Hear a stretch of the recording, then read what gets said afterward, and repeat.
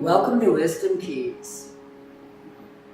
These are strategies and concepts to help you to evolve more deliberately. Something I'm rather staunchly committed to. And what I want to talk about today is misuse of power. It's something that we're all sort of focused on with the new leadership, and I guess it's not really new. But what I want to present, because most of us are survivors of adverse childhood experiences.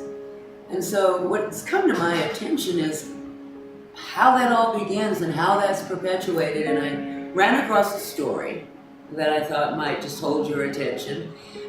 It's a story about Vivekananda. And Vivekananda is considered one of the greatest philosophers and religious leaders of India.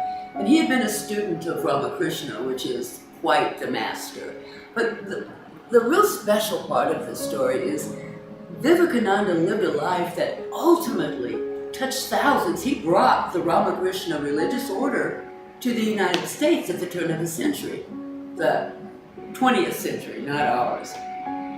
But there's a story that's told that when he was young, he was at ashram, there was another young, very simple Indian man who saw God in everything, especially rocks. And he used to love collecting the rocks, and he had them all over his room, making it a temple for him. And he just loved praying to them and talking to them. And Vivekananda had one teaching that he had learned, that God is in everything. So just to pretend it's in a rock, to him seemed like a stupid thing. And he would tell Kalu that. He would call him stupid because he only wanted to see God and talk to God through the rock. He even would tell him to throw those rocks away. But no, I love them so much. Well, as the story goes, one day, Vivekananda had a satori, which is basically an instant awakening, even though it's not the full, but it's that taste that keeps you coming back for more. And during that moment of inner divine connection, he had this little thought, and it occurred to him that he should use his power to tell Kalu to throw his rocks away. And believe it or not, that's what he did. Except, as he was sending that thought, Ramakrishna was sitting outside in the open air and saw the thought being sent to Kalu. And when he saw Kalu coming out, he stopped him. And he called out Vivekananda and accused him of misuse of power. The real thing that happened is that he let him know he could never have another satori, because he had misused his power. But he had to live the life to try and gain that last satori, which would happen just days before his death, because of that misuse.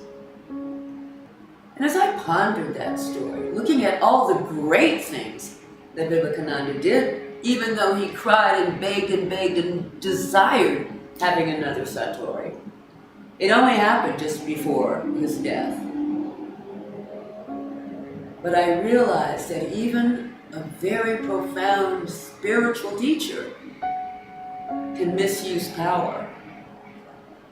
And it occurred that how many other bullies do we recognize that we're surrounded with? And the whole idea of bully is sort of coming up more and more with our leadership, but I'm wanting you to think about, how many bullies have you had in your life?